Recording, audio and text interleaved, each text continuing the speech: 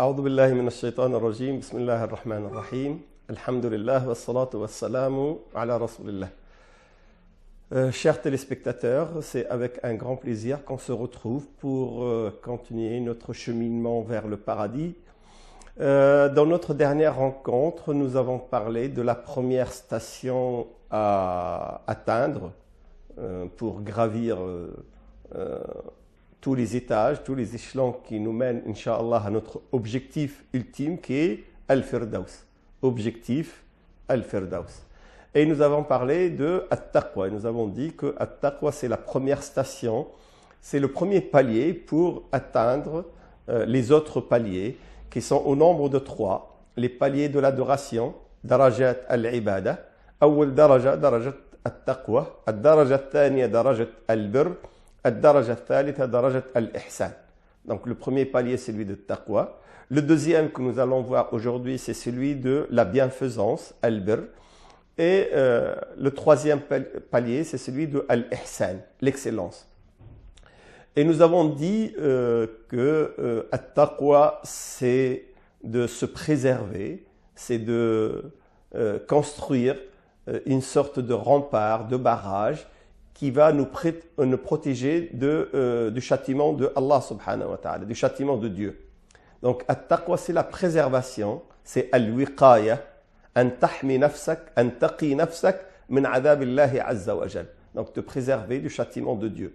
Et pour ce faire, il faut accomplir toutes les obligations et éviter tous les interdits.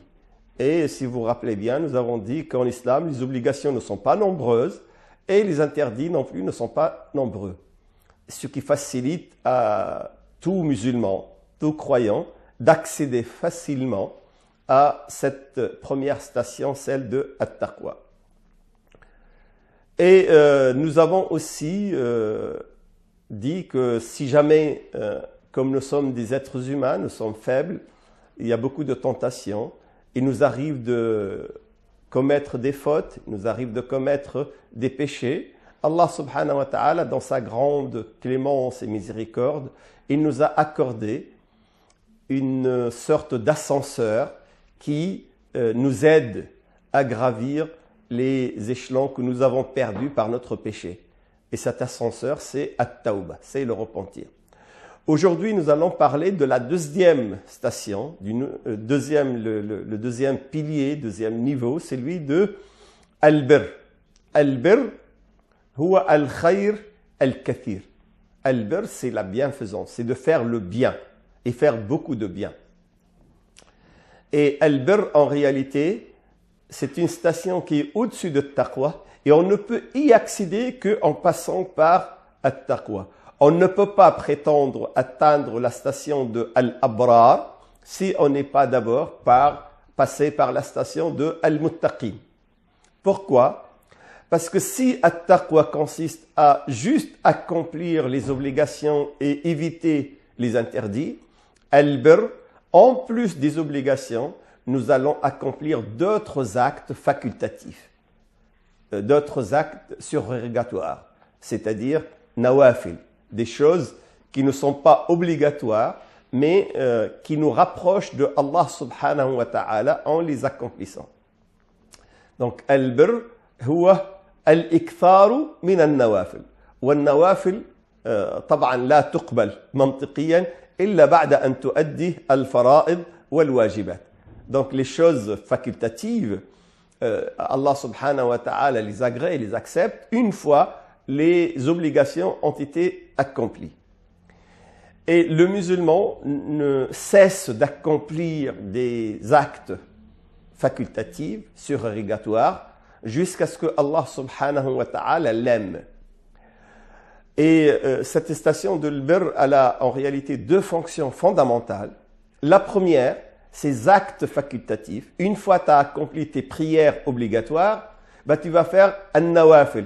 Tu vas faire Tahiyyat al-Masjid, le salut de la mosquée. Tu vas faire Salat al-Duha, la prière de la matinée. Tu vas faire As-Sunnah, Qabl al-Salat wa Ba'd al-Salat. Tu vas faire les prières facultatives qui sont des prières des sunnas du prophète sallam avant la prière obligatoire et après la prière obligatoire. tu vas faire qiyamul layl, salat at-tahajjud, salat al-qiyam, donc tu vas faire la prière de nocturne, la prière la nuit. Toutes ces prières, ce sont des prières facultatives qui ont deux fonctions. La première, c'est de réparer le manquement dans les prières obligatoires. Il nous arrive, comme tout le monde le conçoit, de ne pas être vraiment concentré dans notre prière obligatoire. ينقصنا الخشوع في الصلاة المفروضة. Et parfois, plutôt souvent, l'esprit s'échappe et on pense à des choses de cette vie ici-bas et ça nous empêche de nous concentrer dans notre prière.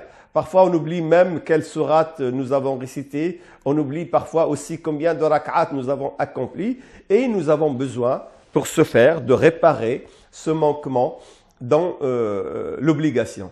Et la prière nafila, la prière facultative, vient justement pour réparer le manquement, pour réparer, combler les lacunes dans les obligations. Allah subhanahu wa ta'ala, pour accepter la prière obligatoire, il faudrait qu'elle remplisse certaines conditions.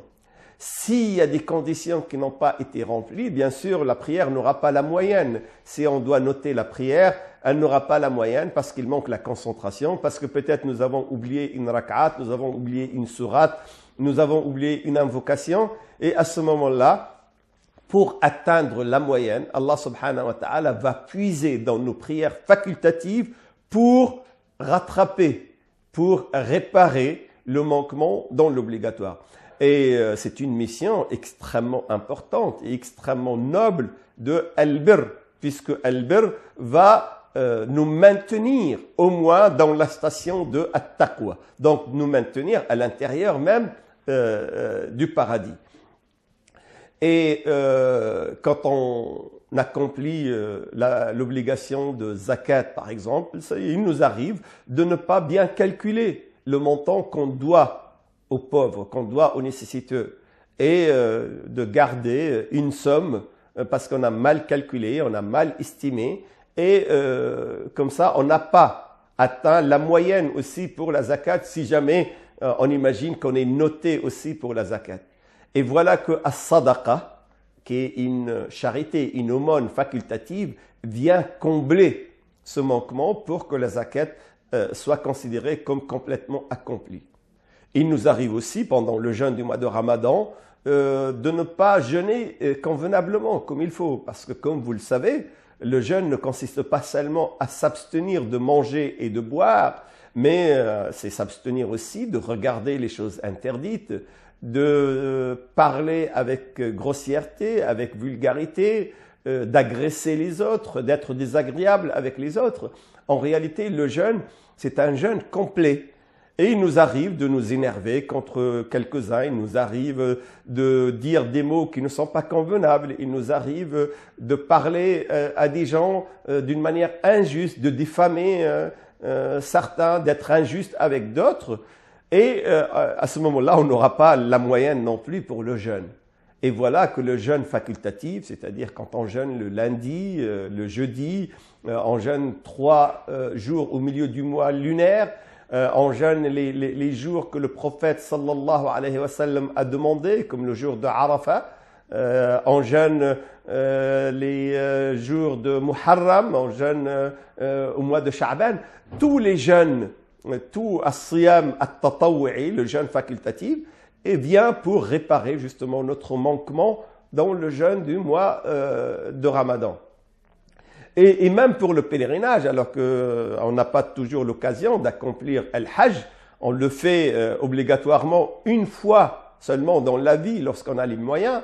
Et si on habite très très très loin de la Mecque et on n'a pas les moyens, si on le fait une fois, c'est déjà une bonne chose. Mais il peut nous arriver aussi de ne pas nous concentrer, de rater quelques rites dans le pèlerinage. Bien sûr, il y a la réparation avec Al-Hadi, on va égorger une bête pour réparer, mais il y a aussi d'autres réparations qui vont se faire avec les actes de Al-Bir, les actes facultatifs qu'on va faire en plus de l'obligation. Et on peut accomplir une umrah. que beaucoup de traducteurs traduisent par le petit pèlerinage, al-umrah tuslihu ma naqasa min al-hajj. Elle peut réparer aussi les manquements dans le pèlerinage, dans le hajj. Donc vous voyez, ces actes facultatifs remplissent cette première mission qui est très très importante, une mission très noble, à savoir compléter le manquement, réparer le manquement des actes obligatoires. Et c'est pour ça que c'est une station qui vient après at-taqwa. C'est une sorte de finition des actes de at-taqwa. Mais bien sûr, al-birr consiste aussi à faire des actes facultatifs, faire des nawafil pour une autre mission qui est aussi importante et qui est citée dans le hadith Qudsi. Et c'est ce que nous allons, Inch'Allah, expliquer après la pause. Rahman ar-Rahim. On était tout à l'heure en train de parler justement de la première mission de al-birr, islah ma fasada min al-wajibat min al-fara'id. Al-nawafil taqoumu bi islah ma fasad ma naqas min al-fara'id. Donc les actes facultatifs, surrogatoires, les actes en plus des obligations, ont pour mission, comme on vient de l'expliquer, de réparer le manquement. La deuxième mission, c'était dans le hadith Qudsi, La yazalu abdi yataqarrabu ilayya bin nawafil hatta uhibba. Allah subhanahu wa ta'ala, il dit, mon serviteur, l'homme, le musulman, le croyant, ne cesse de se rapprocher de moi en accomplissant justement ces actes facultatifs. Il ne cesse de multiplier les prières, il ne cesse de multiplier l'aumône, il ne cesse de multiplier le jeûne, de multiplier tous les actes méritoires jusqu'à ce que je l'aime. Et regardez cette mission, regardez cet objectif. Être aimé par Allah subhanahu wa ta'ala. An tasila ila an yuhibbaka Allah subhanahu wa ta'ala. Et dans des prochaines rencontres, Inch'Allah, nous allons expliquer la nature de l'amour que nous avons, nous, envers Dieu et la nature que l'amour Dieu a envers nous. Mais pour que Dieu nous aime, eh ben, il va être sensible à notre effort de multiplier a'malul birr, les actions de la bienfaisance, les actions facultatives qui ont en plus des choses obligatoires. فَإِذَا أَحْبَبْتُهُ, Allah subhanahu wa ta'ala, il dit, et si jamais j'aime mon serviteur, à ce moment-là, le serviteur va se transformer en une sorte de destinée de Dieu. Il va être l'outil de Dieu. Il va être le privilégié de Dieu. فَإِذَا أَحْبَبْتُهُ كُنْتُ بَصَرَهُ كُنْتُ عَيْنَهُ التي ينظر بها بصره الذي يبصر به. Si Allah subhanahu wa ta'ala t'aime, à ce moment-là, tu vas voir avec la vue de Dieu. Ta vision va être la vision de Dieu.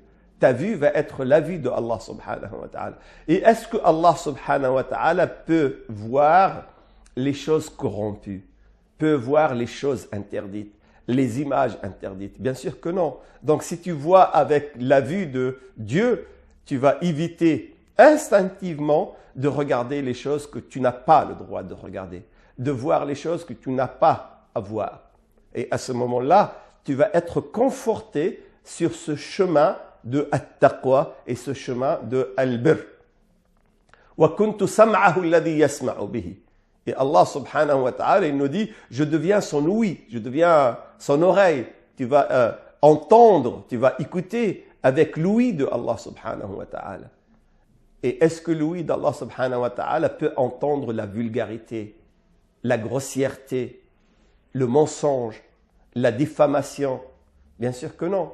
Donc tu vas éviter, ton ouïe va être préservée d'une manière instinctive par la bonté de Dieu. Tu vas être protégé d'écouter les chansons vulgaires, d'écouter les mots grossiers, d'écouter les mensonges, la corruption, la diffamation, la médisance, al-ghayba, al-namima, al-kadhib, al-muzah, alladhi fihi istihza' bin-nas, les moqueries, se moquer des autres. Tu vas éviter tout ça. Pourquoi? Parce que tu n'es plus toi-même, tu es en train d'écouter, tu es en train d'entendre avec l'ouïe de Allah subhanahu wa ta'ala qui va protéger ton ouïe de toute corruption, de toute perversion.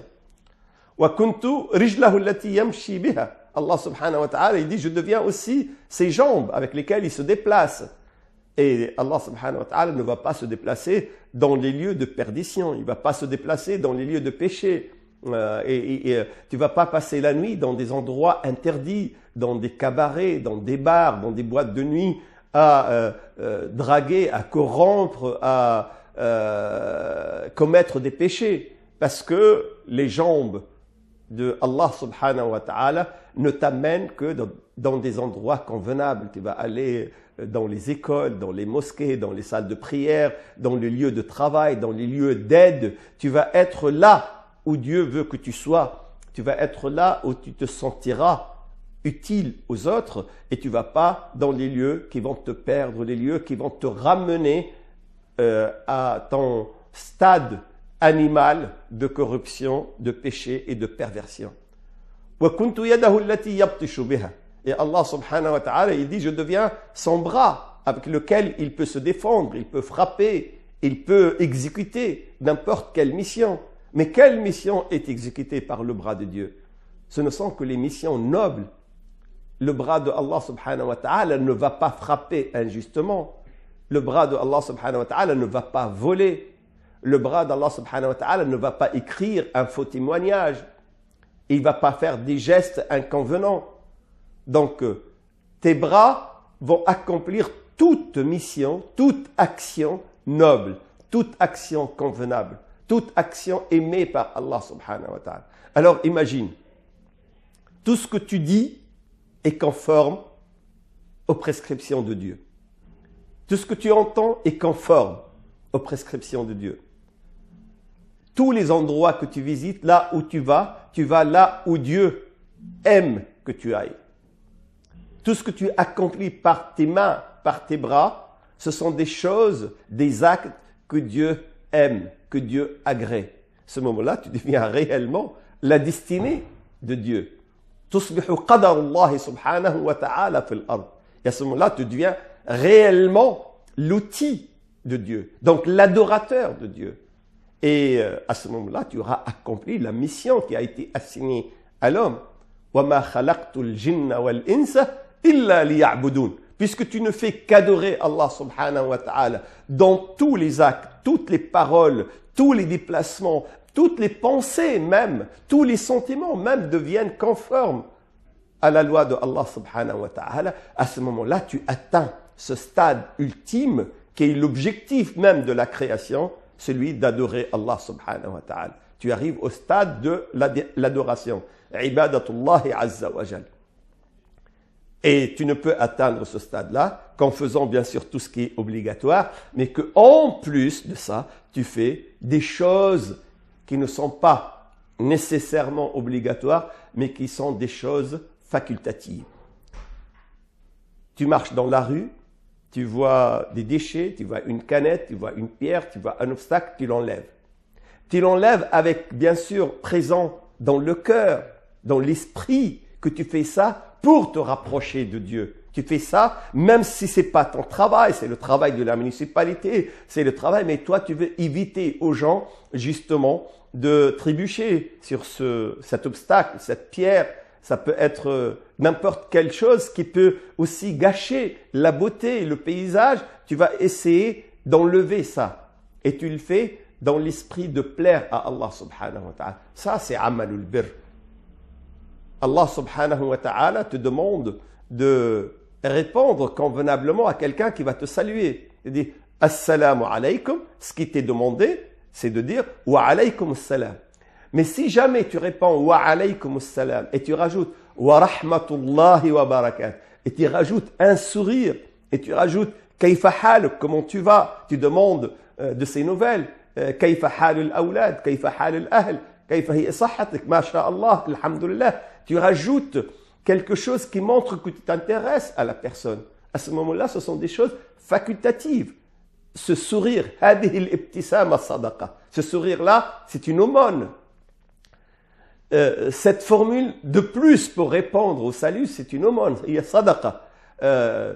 Cette question que tu poses pour t'enquérir, pour t'inquiéter de sa santé, c'est une aumône, sadaqa. En quelques mots, tu as ramasser beaucoup de hasanat, beaucoup de sadaqat, beaucoup de bonnes actions, et ça rentre dans al-birr.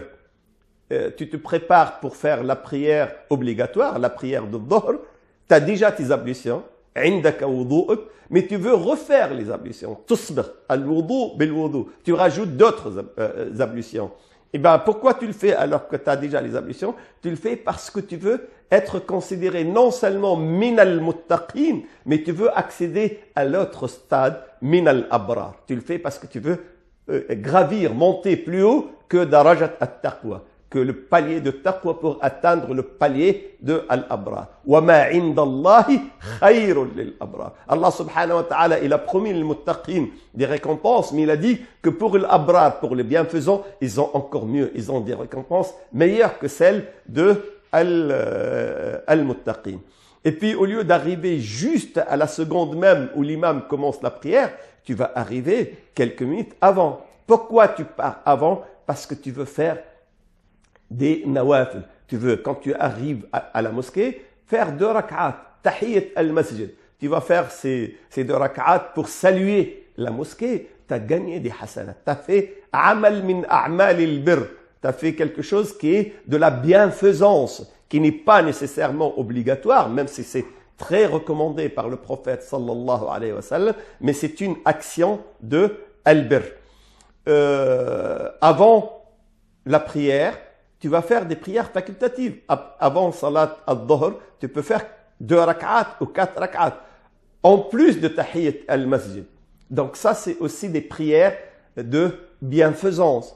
Et puis voilà, tu vas entendre l'adhan, tu vas entendre al-mu'adhan, tu vas répéter après lui l'adhan. Le fait que tu répètes après lui, ce n'est pas une obligation, c'est une sunna, c'est quelque chose de recommandé, mais c'est amal min a'mal al-birr, c'est une action de bienfaisance. Après l'adhan, tu vas faire aussi 2 rak'at, parce que la prière entre l'adhan et l'iqama est très appréciée par Allah subhanahu wa ta'ala. Puis tu vas aussi bénéficier d'autre chose, c'est que ad-du'a entre l'adhan et l'iqama, ad-du'a bayna l'adhan wa l'iqama mustajab. Donc tu vas profiter de ce laps de temps entre l'adhan et l'iqama pour invoquer Allah subhanahu wa ta'ala, pour prier Allah subhanahu wa ta'ala, pour demander la santé aux malades, pour demander la miséricorde pour les morts, pour demander l'aide pour les nécessiteux, pour demander que Allah subhanahu wa ta'ala aide les musulmans partout dans le monde. Et prier pour tes enfants, prier pour ta femme, prier pour ton mari, prier pour tes parents, prier pour tes amis, pour tes frères, prier pour la communauté musulmane. Prier pour les collègues, les camarades qui t'ont demandé de prier pour eux. Et cette prière, cette invocation aussi, elle est considérée comme une action de la bienfaisance. Amal min a'mal al-birr. Et en plus, tu as les anges qui sont avec toi, qui t'accompagnent et qui vont dire, quand tu auras fait ton invocation, Amin, et ils vont demander à Allah subhanahu wa ta'ala de t'accorder la même chose que toi tu demandes aux autres. Donc regardez le bénéfice que nous avons. Et une fois que tu commences à faire ta prière, là tu rentres dans l'obligation. Et ça, l'obligation, c'est at-taqwa. Mais la prière terminée, tu restes après la prière, tu fais l'istighfar, tu demandes pardon à Allah subhanahu wa ta'ala, astaghfirullah, astaghfirullah, astaghfirullah, ou alors tu dis la formule qui est privilégiée, Allahumma ighfirli, Allahumma ighfirli, Rabbi ighfirli. Et après tu peux faire d'autres invocations, d'autres dhikr, subhanallah, alhamdulillah, la ilaha illallah, Allahu akbar, et multiplier justement ces invocations, multiplier ce rappel, multiplier ce dhikr après la prière et entre même les 2 prières, ça c'est une action de a'mal al-birr. Et une fois tu as accompli toutes ces actions, Allah subhanahu wa ta'ala peut te considérer à ce moment-là parmi al-abrar et il va te réserver la récompense de l'abrar qui est un stade au-dessus de celui at-taqwa. Nous allons continuer notre cheminement, Inch'Allah, dans une prochaine rencontre. Et en attendant, astawdi'ukum Allah subhanahu wa ta'ala. Wassalamu alaykum wa rahmatullahi wa barakatuh.